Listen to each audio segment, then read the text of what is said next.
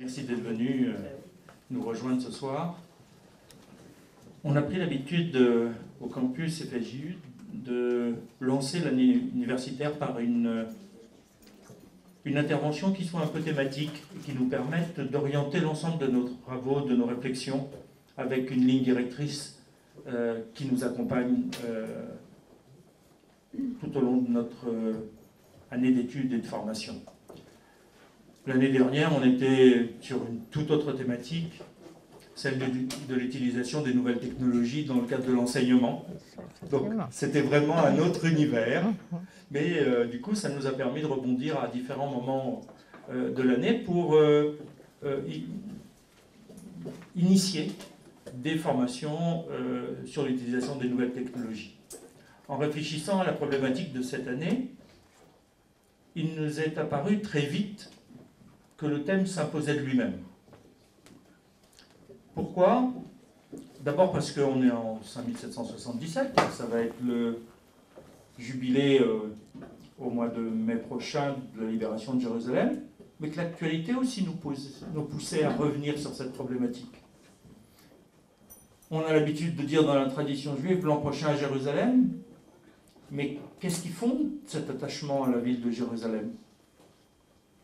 Quelle est son histoire? Quelle est l'histoire de ce lien entre Jérusalem, qui n'était pas dans les premiers textes bibliques, mais on va vous le dire beaucoup mieux que moi, la ville principale qui a été choisie par le roi David pour en faire sa capitale?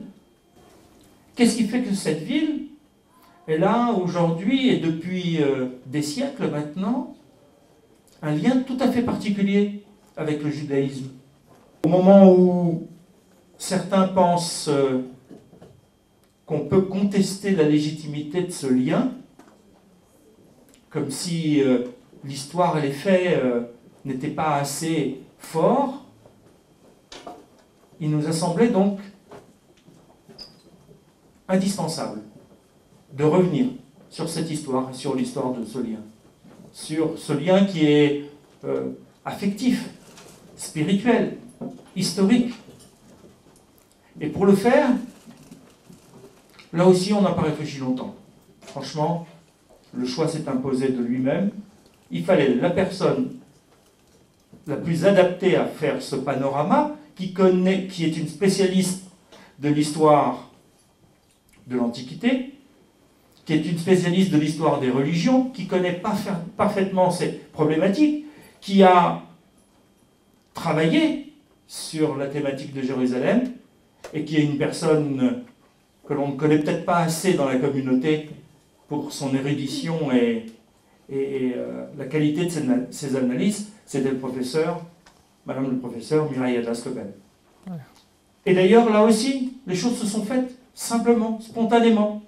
Quand on l'a sollicitée, elle a répondu tout de suite de manière positive, parce que pour elle aussi, c'était une évidence qu'il y avait une nécessité aujourd'hui de revenir sur cette histoire et sur ce parcours en commun de Jérusalem et du judaïsme.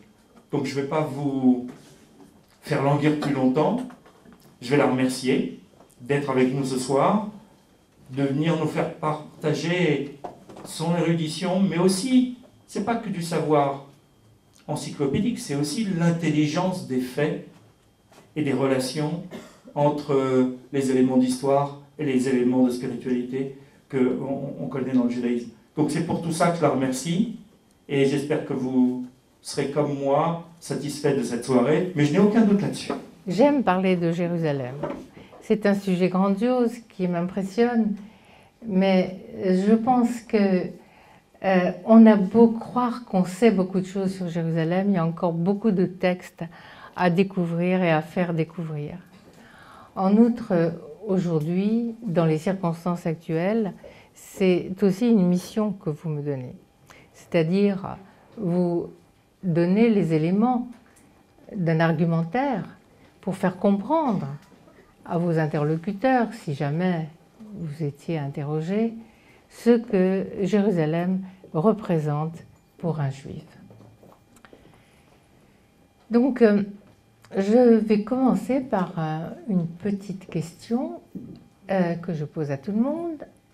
combien de fois le nom de Jérusalem intervient-il dans la Bible? Il y a une proposition de 700 Ah. par ici. Ah, qu'est-ce qui propose 700? Bon, alors, d'où vous vient ce chiffre? Je me suis un peu intéressée au sujet, Oui, où à l'époque de la deuxième intifada, oui, en remettant en question la venue de Ariel Sharon sur oui. le mont du temps, Oui, et à ce moment-là, vous êtes renseigné. Et comment est-ce que vous avez obtenu ce chiffre? sur un livre écrit par, je peux citer, Oui. Frédéric Ancel, qui avait écrit un petit peu le livre sur Jérusalem. Oui. Alors, Frédéric Ancel n'est pas un grand lecteur de la Bible, hein. Comment est-ce qu'il l'a trouvé? Bon. Alors, je vais vous dire, je vais vous révéler la chose. Et là, déjà, c'est une question de méthodologie. Il faut que tout le monde sache. Vous avez un livre qui s'appelle une concordance biblique. Voilà. C'est-à-dire que dans ce livre, concordance, si on sait lire l'hébreu, eh bien, on trouvera par ordre alphabétique toutes les occurrences de tous les mots dans la Bible. Et quand je prends la photocopie, là, que j'ai faite sur Jérusalem, je trouve effectivement 700 occurrences de Jérusalem même. Mais donc Jérusalem écrit d'ailleurs Yerushalem sans iode, hein, le plus souvent. Mais encore, je peux trouver Shalem tout court, je peux trouver Tzion, je peux trouver bien d'autres appellations, fille de Sion, cité de David, ville sainte. Alors, si je devais accumuler tout ça, je crois que j'arriverais au moins à 1 millier. Enfin, je n'ai pas fait le compte, là, je vous le dis franchement. Bien. Donc, dire que Jérusalem n'est pas au cœur du judaïsme, évidemment, c'est une contre-vérité qui est déjà démentie par les chiffres. Mais encore. Vous avez dit tout à l'heure, laissé entendre, que Jérusalem ne se trouvait pas dans la Torah à proprement parler. On ne trouve pas dans le Pentateuque. Mais qu'est-ce qu'on trouve? Il est question d'un lieu, Hamakom, où Dieu fera résider son nom. Mais au moment où cette annonce est faite, les Hébreux ne sont pas encore entrés dans la terre promise. Et on ne sait pas encore très bien ce que sera ce lieu. Quand le saura-t-on? On le saura lorsque David accède à la royauté. Donc, nous sommes aux alentours de l'an -1000. Certains arrivent à dater, je ne sais trop comment, à -1004. Le moment où David fait de Jérusalem sa capitale. Vous savez que David n'est pas le premier roi, donc Saül n'avait pas de capitale véritable. Il régnait sur ses 12 tribus et il fallait un trait d'union entre ces tribus. Dans un premier temps, lorsque David succède à Saül dans les conditions que vous savez, puisqu'il est oint par Samuel, quelle capitale choisit-il? La capitale de sa tribu à lui, c'est Hébron. Et la Bible nous dit qu'il régna 7 ans à Hébron et 33 ans à Jérusalem.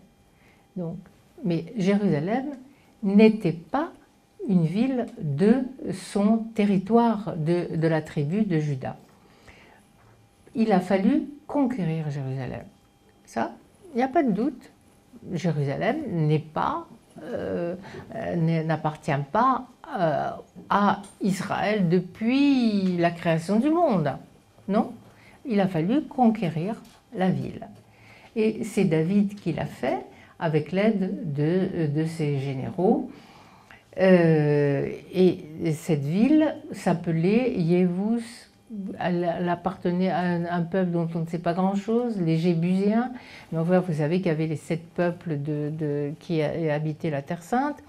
Et donc, à partir de ce moment, la ville devient une capitale politique qui va réussir à unifier toutes les tribus, mais très vite aussi, elle est une capitale religieuse, car il y avait cette arche d'alliance que les Hébreux avaient promenée à travers le désert et qui maintenant entre dans la ville. Le sacré est entré dans la ville avec l'arche d'alliance devant laquelle dansait David. Et puis, ça sera avec le fils de David, Salomon, la construction du temple, comme vous le savez. Et ce qui est frappant, c'est la présentation qui est faite de ce temple dans le livre des rois. Non seulement on nous dit que c'est un édifice magnifique, qui est construit avec l'aide de tous les gens de la région, dans une atmosphère de paix, puisque le Liban envoie ses cèdres, ses ouvriers. Mais aussi, le roi Salomon fait une prière absolument magnifique, qui est d'un universalisme stupéfiant, hein, pour l'époque. Il nous dit que c'est en ce lieu que Dieu écoutera, voilà. Tu écouteras donc la supplication de ton serviteur et de ton peuple Israël qu'ils proféreront en ce lieu. C'est toi qui écoutes du lieu où tu habites, des cieux. C'est toi qui écouteras et qui pardonneras. Certes, il y a les sacrifices, mais il y a la prière, cette prière qui monte vers Dieu de cet endroit plus particulièrement. Mais, donc, ce que je viens de lire concerne Israël, l'écoute du cœur repentant dont la prière s'élève à travers ce lieu, mais toi tu écouteras et tu pardonneras et tu agiras. Mais il ajoute que en même temps, l'étranger qui n'appartient pas à ton peuple Israël, qui viendra d'un pays lointain à cause de ton nom, parce qu'on y aura entendu parler de ton grand nom, s'il vient prier en cette maison, toi, tu écouteras dans les cieux, lieu de ton habitation, et tu agiras en tout selon ce pourquoi tu auras invoqué l'étranger, afin que tous les peuples de la terre connaissent ton nom. C'est la maison de Dieu, on l'appelle Bait, hein, la maison de Dieu. Est-ce que Dieu habitera sur terre? Non, il n'habitera peut-être pas sur terre, mais ce lieu est un lieu d'où les prières monteront le plus aisément vers lui. Et vous savez que ce lieu construit par Salomon n'a pas été construit pour l'éternité, malheureusement, puisqu'il a disparu quelques siècles après dans la tourmente des invasions venues de l'Est, puisque à ce moment-là, ce qui menace la région, c'est l'Assyrie d'abord, et puis la Babylonie. Ce sont des conquérants puissants qui se succèdent et qui veulent étendre leur royaume, leurs empires, jusqu'à la Méditerranée et même conquérir l'Égypte. Donc, il faut bien se rendre compte que ce petit État qui se trouve à la charnière de 2 continents a toujours été la proie des conquérants et des guerres. Et donc, après la chute du royaume du Nord, qui avait pour capitale Samarie, en 597, il y a une première invasion babylonienne avec une première déportation d'une partie de l'élite judéenne en Assyrie. Et ensuite, ou en Babylonie plutôt, et ensuite, donc 586 ou 587, les dates varient, donc cette catastrophe nationale qui a produit les poèmes les plus déchirants, à savoir les lamentations qu'on attribue à Jérémie.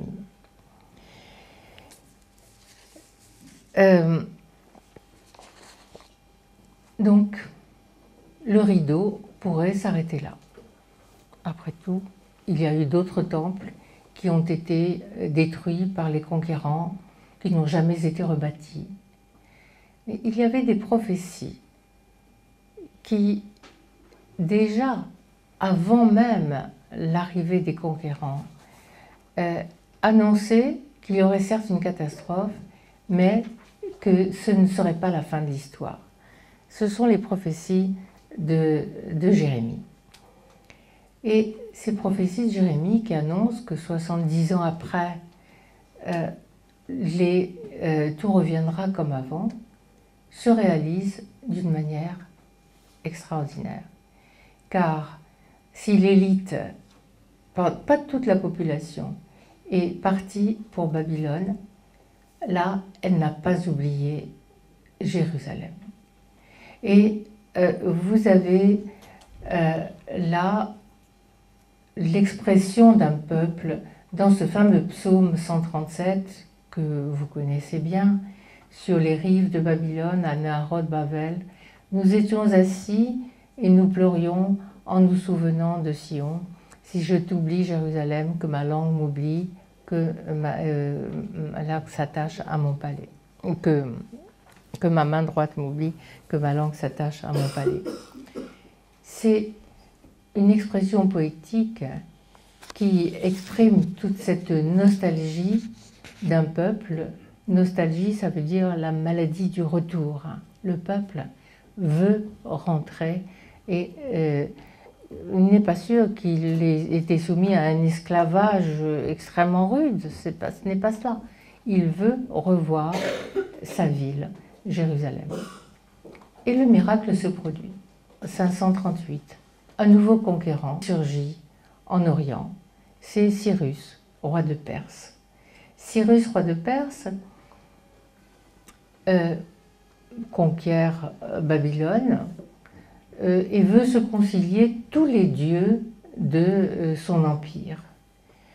Alors que les Babyloniens avaient mis la main sur le trésor du temple et en pensant que leur Dieu avait vaincu celui des Hébreux, le roi Cyrus veut au contraire se concilier les divinités. Donc, il proclame que quiconque veut rentrer pourra le faire. Et les Judéens, ou Juifs, puisque vous savez que c'est le même mot en fait, en latin, en grec, en hébreu, c'est Yehudi, Yudaios, Yudéi. Ce n'est que, enfin, en français, on distingue Judéens et Juifs, mais en fait, c'est la même chose, puisque ce sont ceux du pays de Juda, en l'occurrence, ceux qui ont été là déportés à Babylone. Les Judéens sont autorisés à rentrer à Jérusalem et à reconstruire le temple. Non. Là, c'est un rêve qui se réalise. Et lorsque je dis un rêve, je n'invente pas le mot. Shir Hamalot, Beshuv Adonai, et Shivat Zion, Haïnu Kecholmim. Quand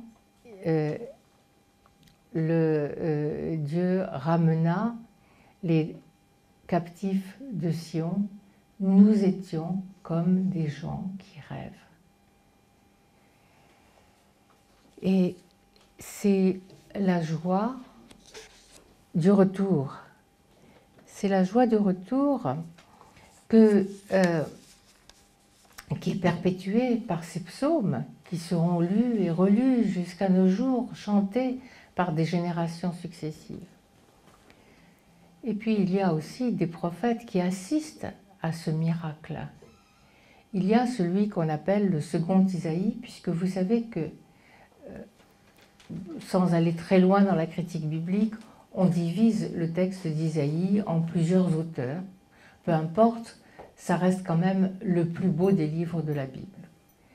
Et la date s'impose sans faire de la grande critique biblique, parce que au chapitre 45, verset 1 d'Isaïe, vous avez la mention de Cyrus, roi de Perse, qui est présenté, qui est appelé Mashiach. Ce n'est pas le Messie au sens où nous l'entendons, nous, mais il est Mashiach parce qu'il a reçu une mission divine. Et le prophète, celui qui écrit sous le nom du prophète Isaïe à cette époque, rêve d'une Jérusalem reconstruite. Une Jérusalem idéale, magnifique. Ce sont des passages que nous lisons dans les Haftarot.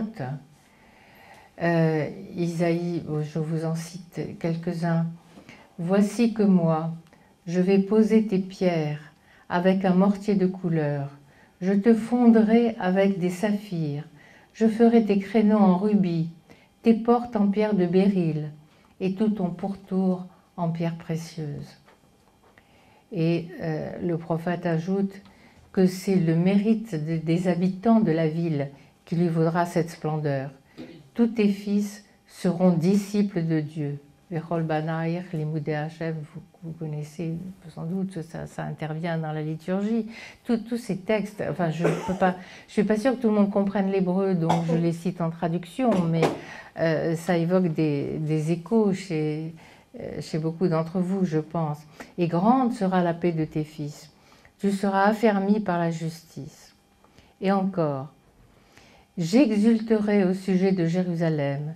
Je serai dans l'allégresse au sujet de mon peuple. On n'y entendra plus la voix des pleurs, ni la voix des cris. Il n'y aura plus là de nourrissons vivant quelques jours, ni de vieillards qui n'accomplissent pas ses jours, car le plus jeune mourra âgé de 100 ans, et celui qui ne parviendra pas à l'âge de 100 ans aura été maudit. Ils bâtiront des maisons et y habiteront. Ils planteront des vignes et mangeront leurs fruits. C'est toute l'allégresse du retour. Telle est aussi la vision de Zacharie. Jérusalem s'appellera ville de sainteté. Ir HaKodesh. Voilà, le mot est lancé. Ir HaKodesh. Et il y a la description d'un bonheur terrestre, très familier.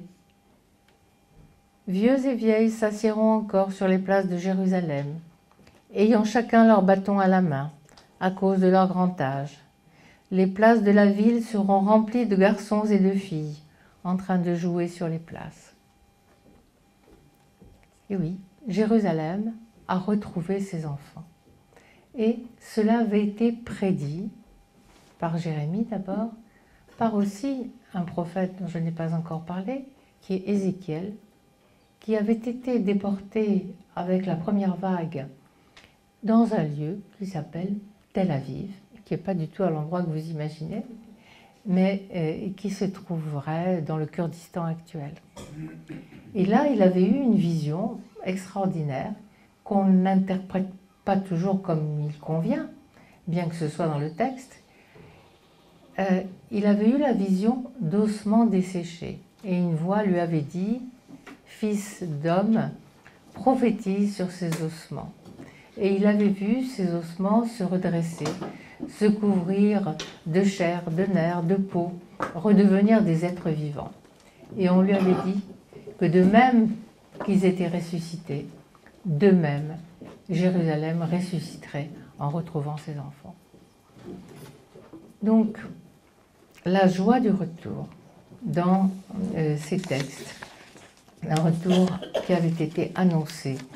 Et encore, je ne peux pas citer tous les textes, mais nous avons aussi une affirmation de l'universalité de Jérusalem. Dans le livre d'Ésaïe, les fils de l'étranger qui se joignent à Dieu pour le servir et pour l'aimer afin d'être lui ses serviteurs. Tous ceux qui observent le Shabbat sans le profaner et s'attachent à mon alliance, je les amènerai à ma montagne sainte et je provoquerai leur joie dans ma maison de prière.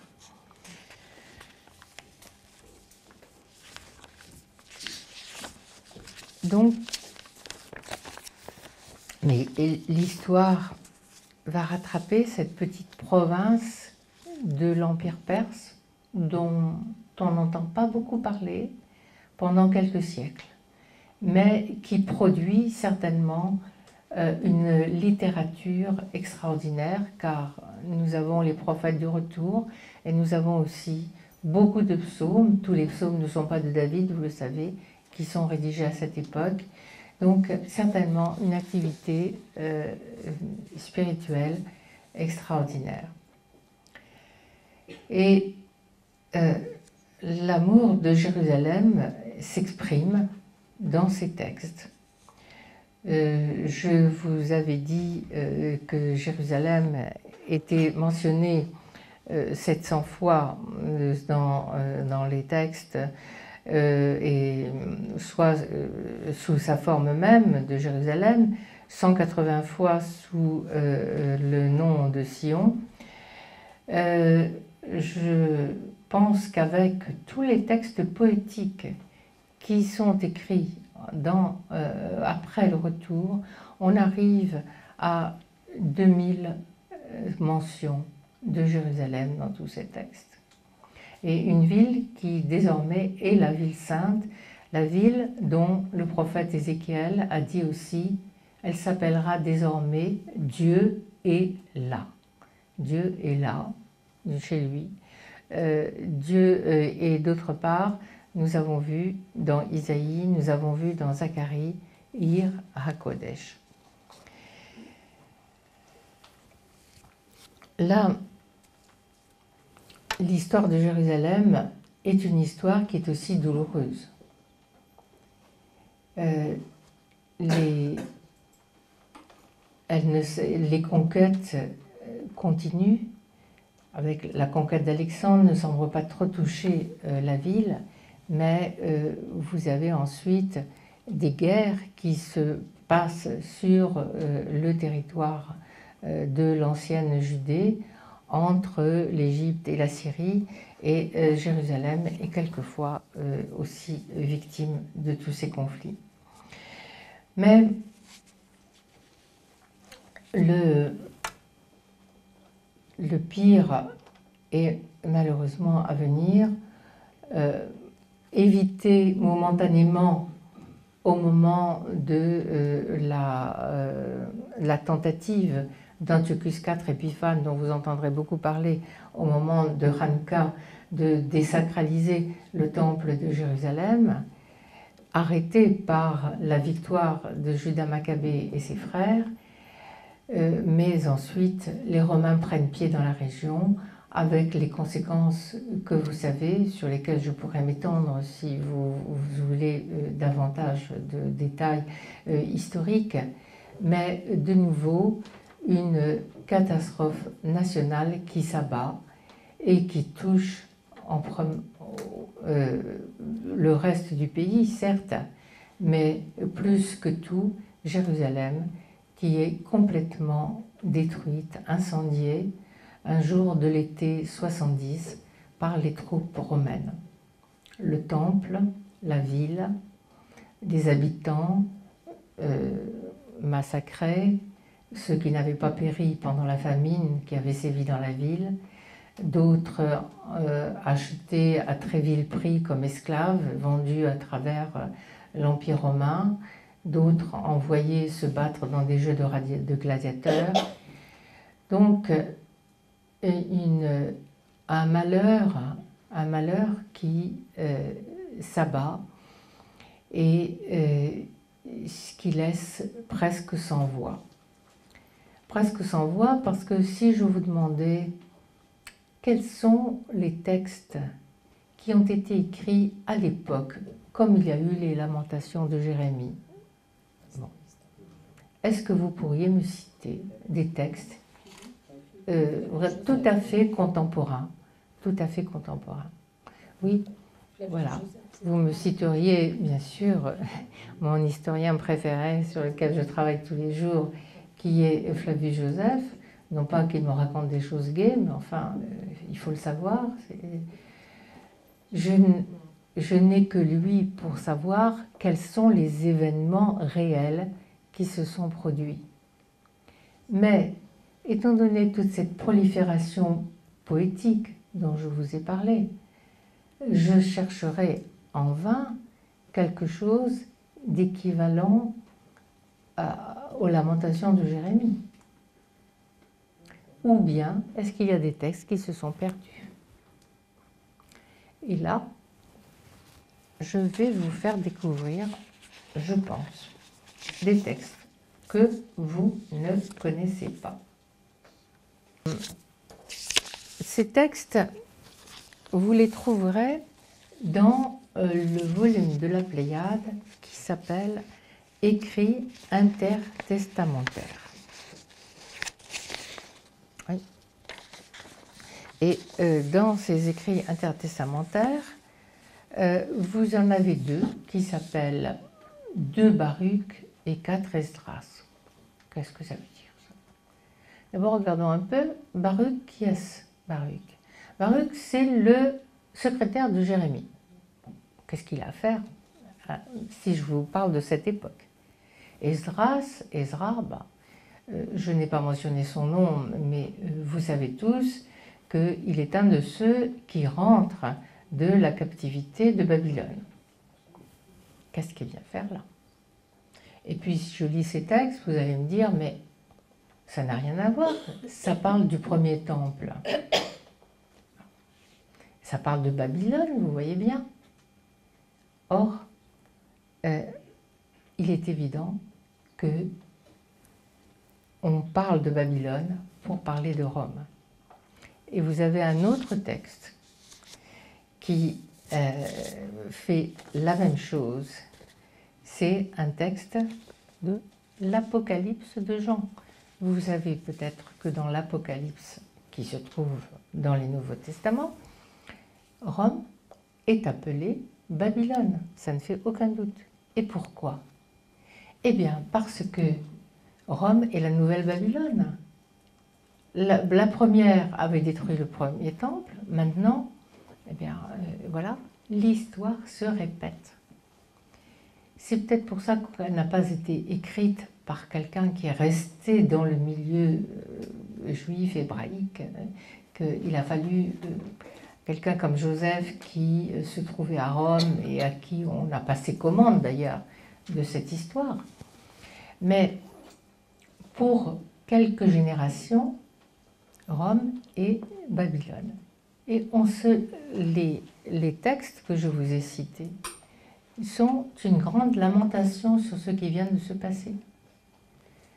Ils vous disent « J'aurais préféré ne pas être né plutôt que de voir ce qui vient de se passer. » Et puis, ils trouvent peut-être une consolation en se disant « Nous avons atteint le fond du malheur, donc nous devons être à la fin de l'histoire. Il y aura un réveil, on ne peut pas s'arrêter là, il y aura quelque chose qui va se passer. » Et à ce moment-là, commence à briller l'idée messianique, l'idée qu'il y aura un champion d'Israël qui viendra défendre le peuple opprimé et que la gloire de Rome n'est que temporaire et que Jacob et Ésaü, qui sont attachés main à talon, comme dans le récit de leur naissance, eh bien c'est Ésaü, c'est Rome, et Jacob, c'est Israël, et donc l'un l'emportera sur l'autre, l'un suivra l'autre, et il n'y aura pas de domination éternelle de Rome, non. Un jour, Jérusalem prendra sa revanche. Mais Jérusalem est très bas à ce moment-là. Jérusalem est détruite. Et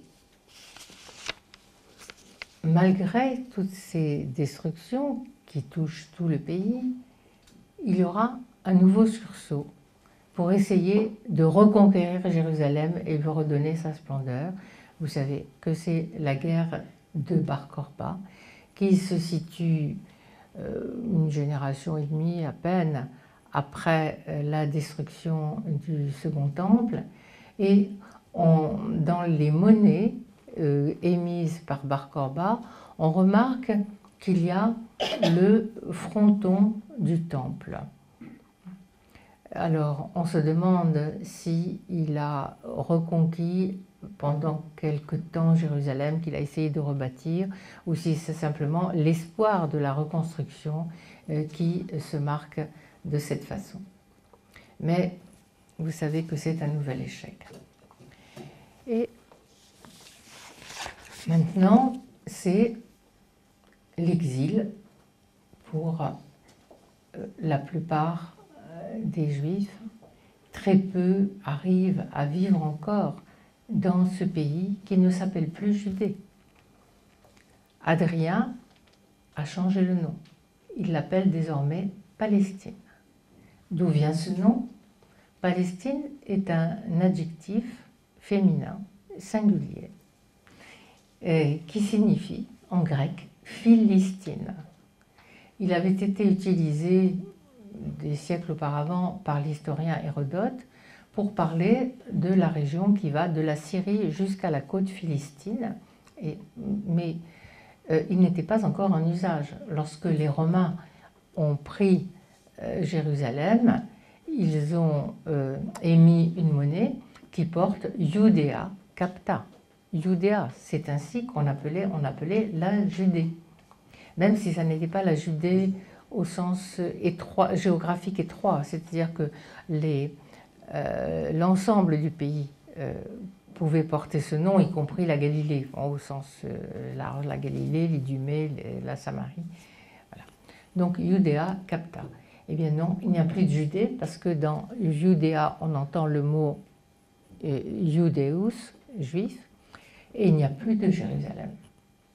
Parce que Adrien veut aussi effacer le nom de cette ville rebelle qui avait tenu tête à Rome, mais beaucoup plus que n'importe quelle autre ville du monde qui avait pu être assiégée par les Romains. 3 ans et demi pour la première et encore 3 ans et demi pour la deuxième révolte juive. À partir de ce moment-là, les Juifs ne sont plus autorisés à vivre à Jérusalem. Le christianisme avait déjà commencé. Et il y avait un évêque de Jérusalem, mais il y avait beaucoup de Juifs à l'époque qui croyaient dans la messianité de Jésus. C'était des judéo-chrétiens. Et Adrien n'en veut même pas à Jérusalem. Donc il n'y aura pas de chrétiens de la circoncision, puisqu'on les appelait ainsi pour les distinguer des pagano-chrétiens, et le premier évêque sera un pagano-chrétien. Alors à partir de là, l'histoire de Jérusalem semble ne plus beaucoup concerner les Juifs, c'est vrai. Sauf que les Juifs n'arrêtent pas de penser à Jérusalem. Le jeûne du 9 Ab est instauré par les rabbins, mais pour commémorer les 2 destructions du premier et du deuxième temple. Vous allez peut-être penser qu'ils ont fait un raccourci de l'histoire et que cette coïncidence n'est pas réelle. Or, nous avons un témoin oculaire, Flavius Joseph, justement, qui nous dit que la ville fut prise par les Romains au jour anniversaire de la destruction du premier temple. C'est tout à fait extraordinaire. C'est un témoignage historique contemporain.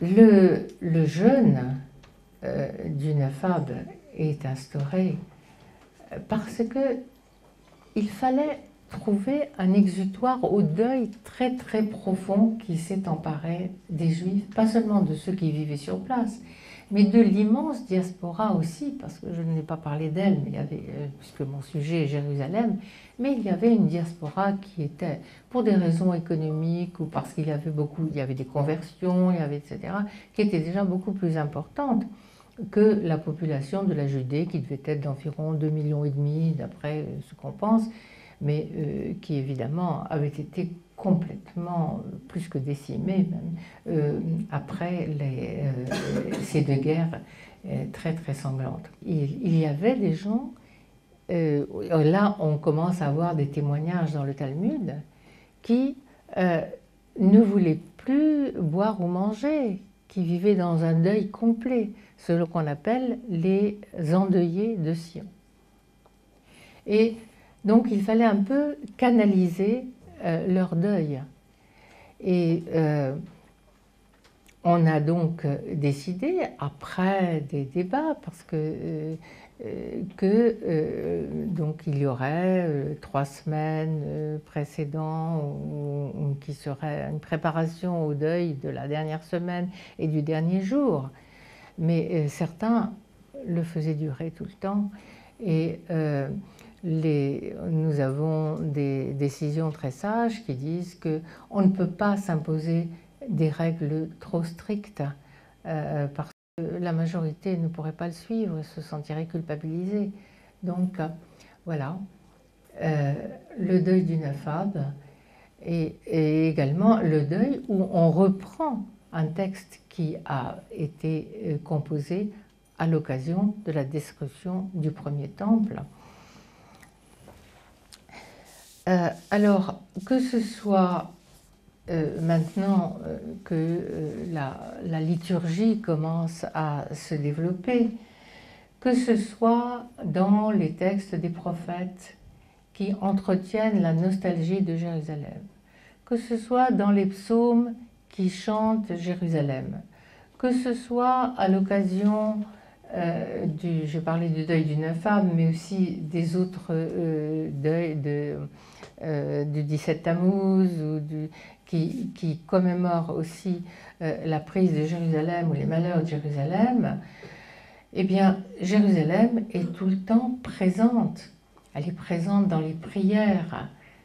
Construit Jérusalem. Elle est présente pas seulement dans le Shmoneh Esrei, mais elle est présente même dans le Birkat Hamazon. Partout, partout, Jérusalem. Donc, le retour à Jérusalem, si je ne sais pas combien de temps je dispose encore, oui, a mis beaucoup plus de temps que la première fois. Mais il est évident que c'est le schéma du premier retour, considéré comme le pardon divin, qui a entretenu l'espoir d'un second retour et qui a permis, même si ça a été sous la forme laïque du sionisme, le retour à Jérusalem. J'ai été amenée récemment à faire une conférence à Boulogne sur le thème du mur. Alors, quand on dit le mur, on ne sait pas de quoi il s'agit, mais le mur au sens du kotel. Voilà. Il y avait, certains ont parlé de la muraille de Chine, d'autres ont parlé d'autres murailles. Bon, on m'a demandé de parler du kotel. Je ne saurais vous dire la stupéfaction du public lorsque je leur ai projeté des images de ce qu'était le mur dit des Lamentations au XIXe siècle. Personne ne s'imaginait que c'était un petit boyau de 3 mètres à peine, où les gens se pressaient comme ils pouvaient. Et c'est le résultat de bien des siècles d'oppression sur lesquels il m'est difficile de revenir. Mais donc, pour résumer très rapidement, pour faire la jonction entre ces deux époques, donc interdiction de venir à Jérusalem, sauf au 9 Ab pour pleurer, d'où l'expression mur des lamentations. Tant que le pouvoir chrétien byzantin a dominé à Jérusalem, donc pas de séjour des Juifs dans la ville, avec l'arrivée des musulmans, premières autorisations pour 60 familles.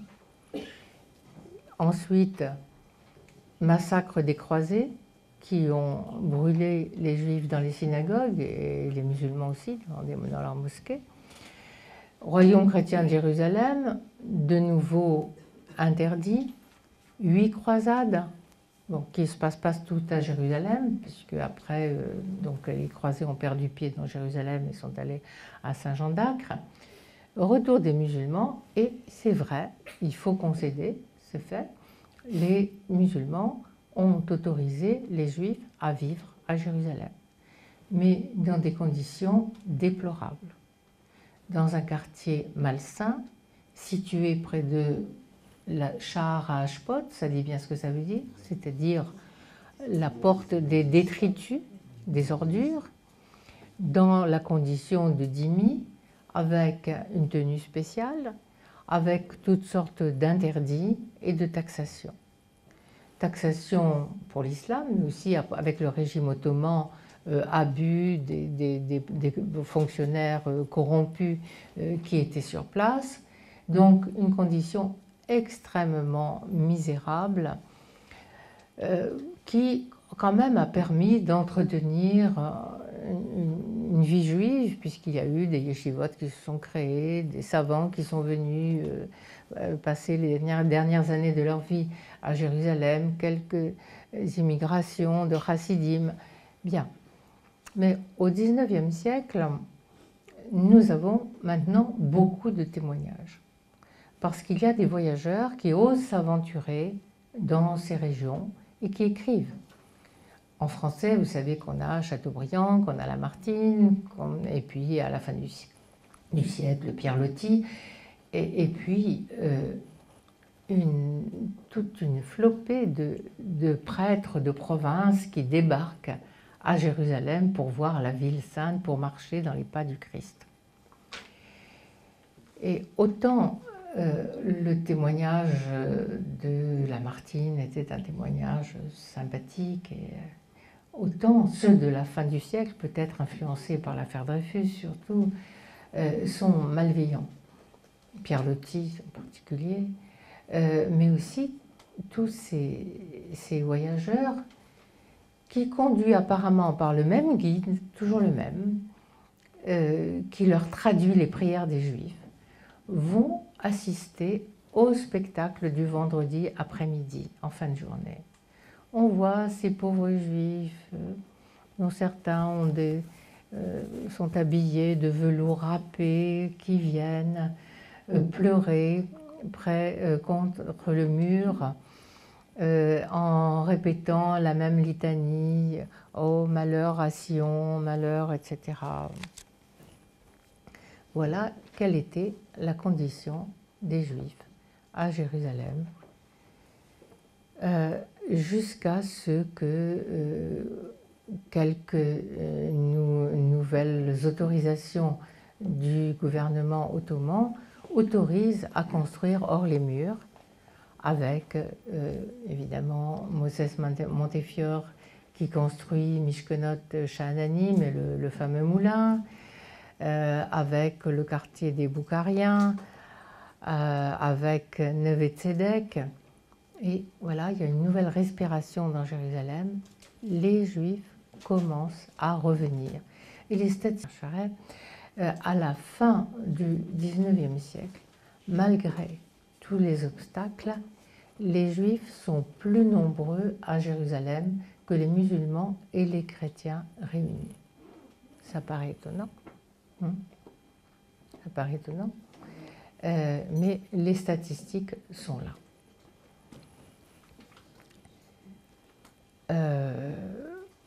que dire, Jérusalem, ensuite libérée du joug ottoman, entrée d'Allenby, et Jérusalem, bon, ouverture de l'université hébraïque de Jérusalem, qui en fait, c'est le nouveau temple en quelque sorte, c'est le temple de la culture juive, qui s'ouvre à Jérusalem, première pierre posée en 1918, mais inauguration en 1925, en présence d'Einstein et de grandes personnalités, dans cet amphithéâtre du Mont Scopus que vous connaissez sans aucun doute. Et puis, Jérusalem, capitale d'Israël, mais quelle capitale?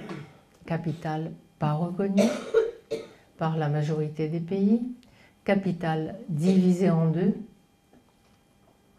et maintenant, qui se souvient de la porte Mandelbaum? J'ai dit à mes enfants, il y a quelques semaines, j'étais à Jérusalem, que j'avais rencontré la petite fille de Mandelbaum. Mandelbaum, qui ça? Ben oui, la porte Mandelbaum, vous ne connaissez pas? Oui, ben, la porte Mandelbaum, l'unique passage vers la vieille ville de Jérusalem, que les Juifs ne pouvaient pas franchir. Ah bon, je ne connais pas.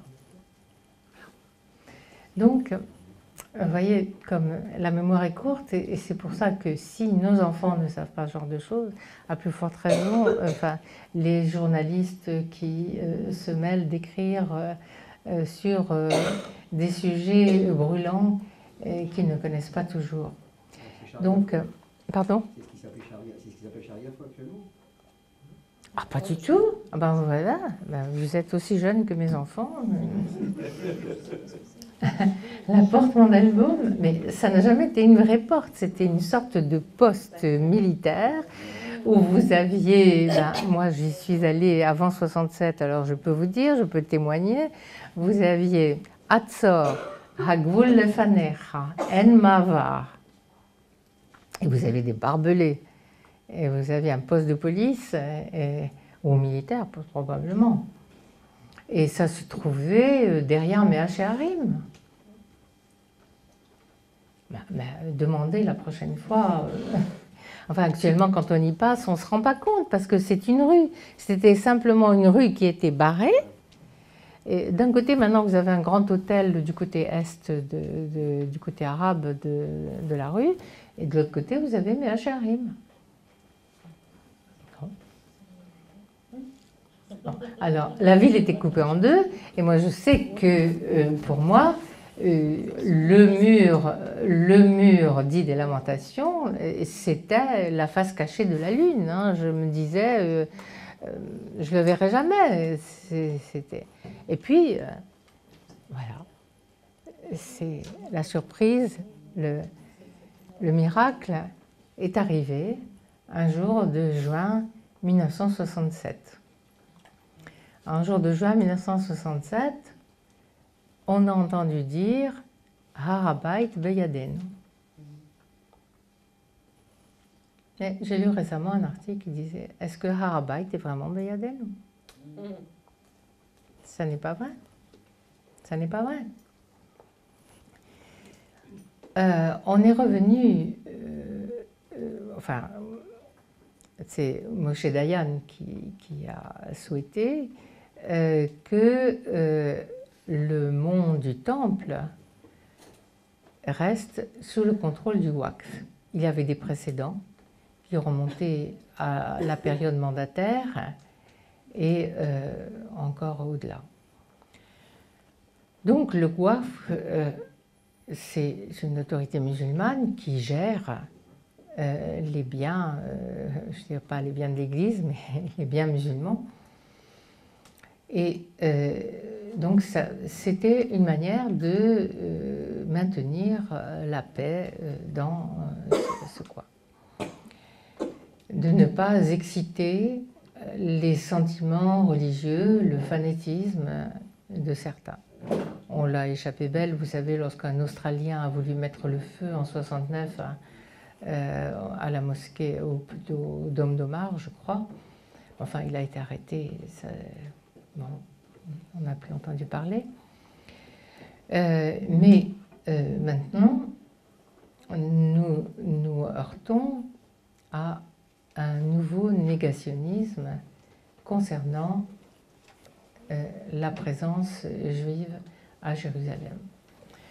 J'ai ici des déclarations. Le mufti de Jérusalem. J'ai gardé ces textes.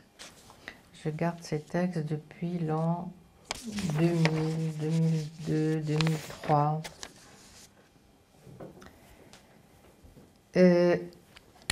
Le mufti de Jérusalem, Cheikh Ekrema Sabri, il évoque les dangers qu'encourt la mosquée d'Al-Aqsa. Et il dit « Nous ne reconnaissons pas les allégations juives, d'après lesquelles le temple présumé de Salomon se trouve à cet endroit. En tout cas, nous porterons le gouvernement israélien responsable de toute atteinte à cette mosquée bénite. » Le même avait donné une interview à Die Welt.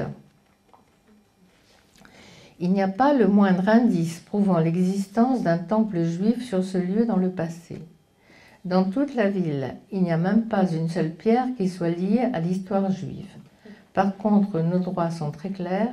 Ce lieu nous appartient depuis 1500 ans. Même lorsqu'il a été construit par les croisés, Al-Aqsa est resté, on l'a récupéré peu après. Les Juifs ne savent même pas exactement où se situait leur temple. Voilà.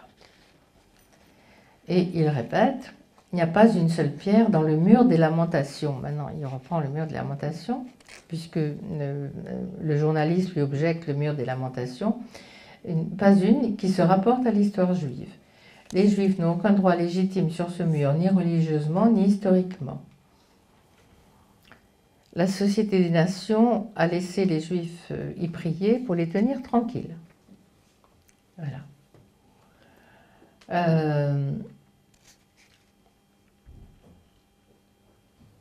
Etc. Quelles sont les frontières de cette terre sainte à laquelle vous faites référence? D'un point de vue islamique, elle s'étend de la Méditerranée au Jourdain. C'est la Palestine dans son intégralité. Tous ces Juifs qui sont venus ici du monde entier doivent retourner là d'où ils sont venus. Les Juifs d'Allemagne devraient retourner en Allemagne. Il rit. Après tout, vous les aimez tellement, n'est-ce pas?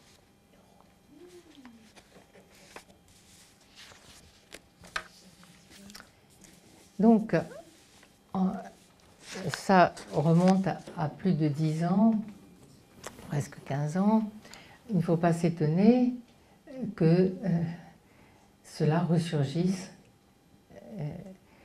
à propos de la dernière déclaration de l'UNESCO. Nous avions aussi entendu en juin 2000 Arafat dire « Quel temple ? Y a-t-il jamais eu un temple? Il n'y a jamais eu de temple ici. » Alors, quel est le point de vue de l'islam sur ce que nous appelons le monde du temple? Quelles sont les sources invoquées? Combien de mentions de Jérusalem dans le Coran? Je pose la question. Exactement. Il n'y a aucune mention de Jérusalem dans le Coran, tout simplement. Et sauf si on considère, et c'est sans doute le cas, que Jérusalem est la première Qibla. La Qibla est le lieu vers lequel on se tourne pour la prière. Et il y a une sourate qui dit, en premier temps, on se tournait vers Jérusalem, parce qu'on sait fort bien que Mahomet était en relation avec des tribus juives et des tribus chrétiennes à Médine, il y avait 3 tribus juives à Médine. Alors, c'était des Arabes qui étaient juifs, de religion. Voilà.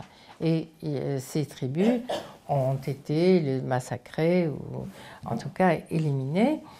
Et il avait espéré les attirer à lui. Donc, dans un premier temps, la direction de la prière devait être Jérusalem, mais ensuite, la deuxième Qibla, c'est la Mecque. Et pour se tourner vers la Mecque, on tourne le dos à Jérusalem. Donc, un musulman qui prie à Jérusalem tourne le dos pour aller vers la Mecque. Alors, qu'est-ce que c'est que El-Aqsa?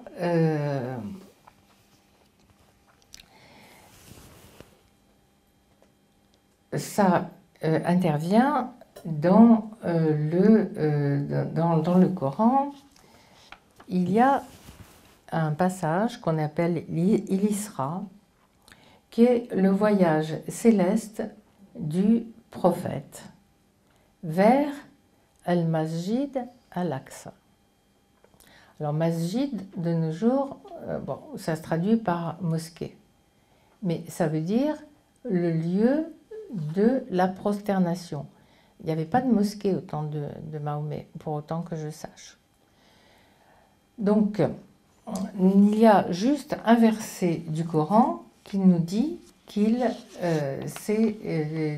est allé vers la Masjid Al-Aqsa. Et ça a donné lieu à tout un développement qui se trouve dans ce que l'on appelle les hadiths, c'est-à-dire des traditions qui se rattachent plus ou moins loin au Coran. Donc cette sourate du voyage nocturne, la sourate 17, est commentée de cette façon. Le 27 du mois de Rajab 620, dans la maison de son oncle Abu Talib, située près du temple de la Kaaba, le toit de la pièce où il dormait s'est soudain ouvert. Il a vu le ciel étoilé.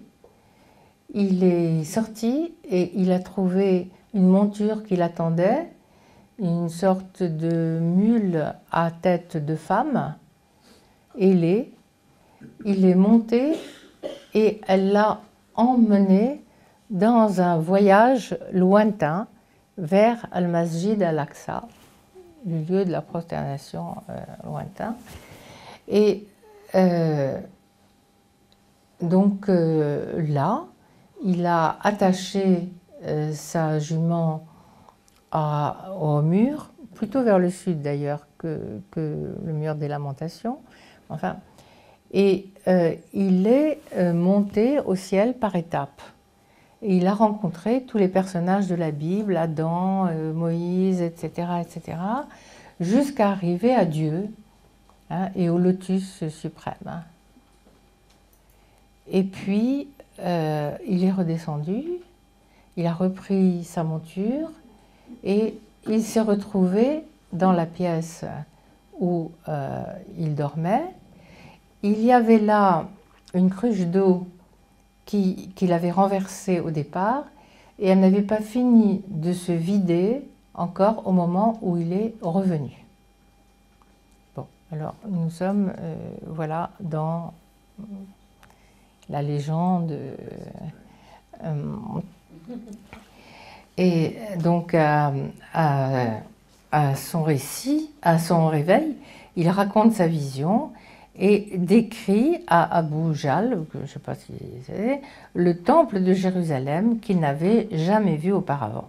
Alors le temple de Jérusalem, l'expression, mais là nous sommes dans des textes plus tardifs, c'est Beit al-Maqdis, c'est Beit Hamikdash.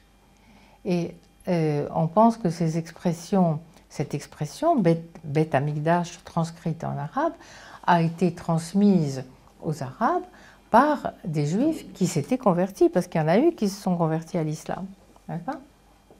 Et donc c'est à partir de là que Jérusalem a été appelée Al-Quds. La ville est plus belle que jamais. L'affluence les jours de fête au Kotel est tout à fait extraordinaire. Je viens pour la première fois de voir la fête de Sukkot à Jérusalem. C'est vraiment quelque chose qui mérite d'être vu. Et on a l'impression de la réalisation des prophéties lorsqu'on voit tout ce monde affluer vers Jérusalem, y compris même les pèlerins chrétiens qui viennent du monde entier pour accomplir la parole de Jérémie et qui dit « Et alors, les Juifs, les peuples des nations viendront s'agripper au pan d'un Juif et lui diront « Amène-moi à Jérusalem ». Donc, voilà, c'est... Voilà la situation telle qu'elle est maintenant et j'attends vos questions pour le peu de temps qui nous reste parce qu'évidemment j'ai trop parlé, mais en sautant encore beaucoup de choses parce qu'il y avait beaucoup plus de choses à dire sur Jérusalem et je vous signale que si vous voulez un très très bref aperçu de l'histoire de Jérusalem, vous avez ce livre de Madame Renée Neher-Bernheim. J'espère qu'il est encore disponible. C'est une petite collection que je dirige, que vous connaissez peut-être. J'ai voulu créer le livre de poche du judaïsme. Et si vous ne trouvez pas ce livre, vous en avez un beaucoup plus gros qui est dû à un arrière-petit-neveu de sœur Moses Montefiore, qui est Simon Sebag Montefiore sur Jérusalem. J'ai vu qu'il y en a un autre qui vient de sortir, tout juste, de Vincent Lemire sur Jérusalem. Donc voilà, vous avez de quoi vous informer. Très bien, j'attends vos questions.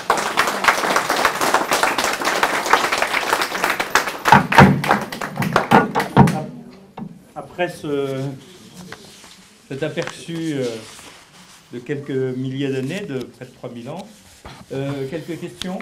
On a un bon quart d'heure. Des précisions, des interrogations.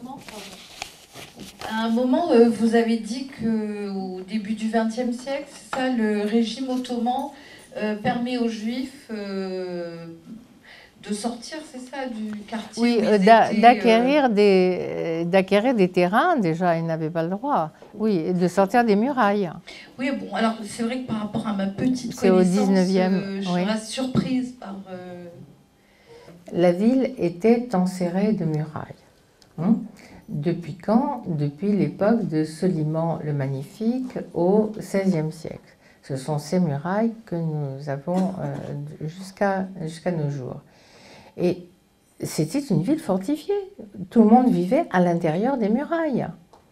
Sortir des murailles, c'était pas pensable parce que on vivait toujours dans cet état obsidional, n'est-ce pas? S'il arrive un conquérant, il va falloir se battre, voilà, être protégé. Alors, donc l'autorisation d'acquérir des terrains à l'extérieur a été donnée à la fin du XIXe siècle. Et le XIXe siècle a fait beaucoup bouger les choses parce qu'on a vu aussi arriver davantage d'étrangers à Jérusalem. Il n'y avait pas de consul à Jérusalem. Et ça a commencé avec un consul anglais, je crois que c'était 1838, un consul français 1847, qui étaient des personnalités à qui les étrangers pouvaient s'adresser. Autrement, il y avait un sentiment d'insécurité énorme pour tous les voyageurs qui arrivaient dans la région. Donc il y a eu une ouverture du régime ottoman progressif, donc, avec les consulats et les autorisations. Et voilà. Quelle est l'origine? Qu'est-ce qui fait qu'il y a un engouement tant sur le plan géopolitique de Jérusalem, que ce soit un engouement aussi bien positif que négatif?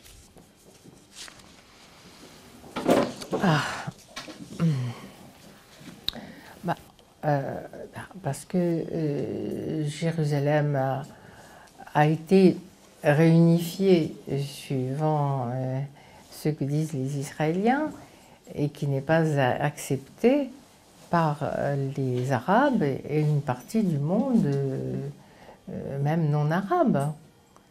Alors on sait que c'est la question la plus épineuse qu'il faudra résoudre dans ce conflit. Mais je ne vois pas, vous dites l'engouement, c'est pas un engouement, c'est... Un engouement dans le sens de l'intérêt pour Jérusalem systématiquement, c'est que ça cristallise systématiquement, je dirais, quand Jérusalem ça cristallise un certain nombre, je dirais, de positions qui sont tantôt positives, tantôt négatives. Et Jérusalem... C'est dans ce sens-là où ça, je ne sais pas pourquoi, sur un plan psychologique, Jérusalem est un sujet très sensible pour les Juifs, pour toutes les raisons, pour l'amour qui est attaché à Jérusalem, la présence dans leur univers, etc. Pour les chrétiens, considèrent aussi que Jérusalem est une ville sainte parce qu'elle a vu les derniers moments du Christ. Et il est tout à fait clair que la diplomatie occidentale, pendant des années, a vu d'un très mauvais œil la possibilité d'une domination juive sur Jérusalem. C'était quelque chose qui était intolérable, que les Juifs soient à Jérusalem. C'est un fait, c'est pas moi qui l'invente. Hein. Je veux dire qu'on a des documents diplomatiques qui ont été analysés quand les archives ont été ouvertes, et on voit bien que pour ces gens qui venaient de milieux très conservateurs, très catholiques, souvent, je parle des diplomates français en tout cas, parlant des archives du Quai d'Orsay, c'était insupportable. Je ne suis pas sûre qu'il n'en reste pas quelque chose. Hein, voilà. Parce que ça pose toutes sortes de problèmes théologiques. Qu'est-ce que ça veut dire, les Juifs qui étaient le peuple maudit, condamné à errer, qui revient tout à coup Est-ce que Israël serait Israël au sens du peuple juif serait de nouveau aimé de Dieu? Enfin, vous voyez, enfin, il y a beaucoup de gens qui sont laïcs aussi qui ne sont pas dans cet esprit-là. Et alors, pour les musulmans, il est en train de se produire ce qui s'est produit à l'époque des croisés. C'est-à-dire qu'à l'époque des croisés, Jérusalem était une ville qui était presque à l'abandon. On avait construit ces beaux monuments, ces belles mosquées, très bien, on avait pris possession, mais ça n'était pas une ville prioritaire dans l'univers mental d'un musulman. C'était toujours la Mecque et Médine. Alors, lorsque les croisés ont voulu reconquérir le tombeau du Christ, hein, à ce moment-là, Jérusalem est redevenue importante parce qu'on voulait l'arracher. Et maintenant, c'est un peu la même chose. C'est-à-dire Jérusalem était sortie de... Je veux dire, le pèlerinage qui avait lieu à Jérusalem, et on a des témoignages à l'époque ottomane et encore un petit peu après, c'était le pèlerinage à Nebi Moussa. C'est-à-dire que les gens sortaient de Jérusalem pour se rendre dans un lieu qui se trouve sur la route de Jéricho, à droite, mais Jéricho est là, à droite, là. Il y a un petit sanctuaire que les musulmans considèrent comme le tombeau de Moïse, alors que nous disons que nul ne sait où est sa tombe. Hein, donc, et il y avait un pèlerinage annuel qui partait de Jérusalem pour Nebi Moussa. Mais il n'y avait pas de pèlerinage organisé à Jérusalem. Et même d'un point de vue politique, la ville centrale à l'époque ottomane, c'était Ramleh. Alors, moi je crois qu'on assiste au même réveil qu'à l'époque des croisés. Jérusalem, il y a des gens qui s'y intéressent d'un peu trop près, qui la veulent pour eux. Non, elle est à nous. Vous avez évoqué à un moment donné le retour des Juifs autorisés par les Ottomans. C'était à quelle époque et quelle était la motivation? D'abord, il ne faut pas s'imaginer que ça a été un retour en masse. Hein. Je vous dis, au début, il y avait 60 familles, puis après, on a laissé s'installer encore d'autres familles qui arrivaient comme ça au compte-gouttes. Ben, on les laissait s'installer dans ce quartier de Jérusalem qui est devenu le quartier juif, parce que dans tous les pays arabes, il y avait des dhimmis.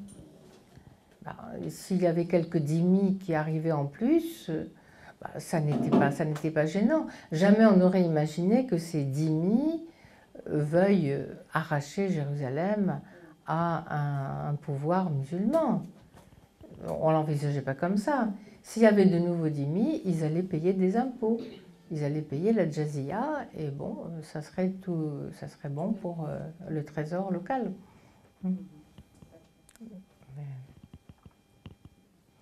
Là, ce n'est qu'à la fin du XIXe siècle que les Ottomans ont été un peu inquiets de voir l'arrivée des Juifs.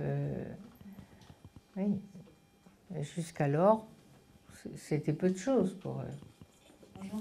Je voulais vous demander, vous disiez tout à l'heure qu'après la conquête d'Adrien, les musulmans ont laissé revenir les Juifs. Et est-ce que le fait que les musulmans nous aient laissé revenir, ça pourrait légitimer cette appartenance à Jérusalem et le fait que finalement les musulmans ils sont plus légitimes je ne sais pas si j'ai été claire. Est-ce que ça peut être un argument C'est-à-dire qu'ils ont... pour les chrétiens, les Juifs n'avaient plus rien à faire là parce qu'ils étaient le Vérus Israël, c'est-à-dire le véritable Israël. Voilà. Pour les musulmans, il y avait un statut pour les dhimmis, c'est-à-dire pour ce qu'on appelle les religions du livre, pour les chrétiens et pour les juifs. Donc, ils ont laissé des chrétiens aussi. On peut juger qu'ils ont été plus tolérants que les chrétiens envers les juifs. Mais en fait, c'était une tolérance qui était dictée par le Coran, qui, selon le Coran, les païens sont à éliminer absolument, ou ils se convertissent, ou ils sont tués. Voilà. Tandis que les chrétiens et les juifs, qui ont quand même eu une petite influence sur la naissance de l'islam malgré tout, doivent acheter le droit de vivre. Ils achètent le droit de vivre en payant la jizya, un impôt spécial. Est-ce que ça légitime la présence musulmane? Je ne sais pas. Cette présence est une présence due à la conquête.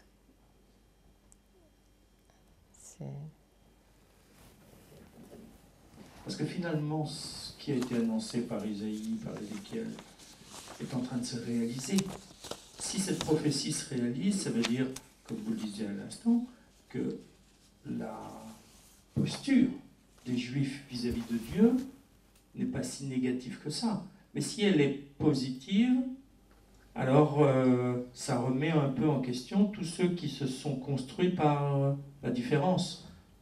Le christianisme en rejetant un certain nombre de règles, ayant se considérer comme les vrais héritiers, les vrais élus, le Vérus Israël que vous évoquiez, les musulmans aussi, en considérant que Mahomet est le dernier prophète, celui qui accomplit tout, et que donc c'est par eux que devrait se terminer l'histoire. Mais si les Juifs reviennent après une telle absence, est-ce que ça n'inquiète pas? Est-ce que derrière les problématiques politiques, de pouvoir, de territoire, est-ce qu'il n'y a pas une problématique diffuse et une inquiétude par rapport aux croyances de chacun et à la légitimité de chacune de ces croyances? L'islam considère que les Juifs et les chrétiens, d'ailleurs, ont modifié la Bible. Que ce n'est pas le message authentique. Le seul message authentique, c'est le Coran. Donc, si vous sortez des arguments, on vous dira c'est faux. Le texte a été trafiqué à cet endroit. Ben. Pour les chrétiens, je pense que ça a été beaucoup plus difficile. Pensez à l'entrevue de Théodore Herzl avec Pie X. Il dit « non possumus ». Impossible, impossible. Cette idée de voir revenir des Juifs sur la Terre Sainte, non. C'est le sionisme dans son ensemble qui était inacceptable. Ça a été un petit peu moins dur avec Benoît XV qui a succédé à Pie X. Bon, et puis nous avons vu quand même l'aboutissement de tout cela lorsque il y a eu un premier voyage du pape et puis lorsqu'il y a eu en 93 la reconnaissance diplomatique. Mais il est très certain que il y avait deux raisons qui s'opposaient à la reconnaissance diplomatique d'Israël. D'une part, cette réticence qui se retrouvait aussi chez les diplomates occidentaux dont je parlais tout à l'heure, qui se situe sur le plan théologique, et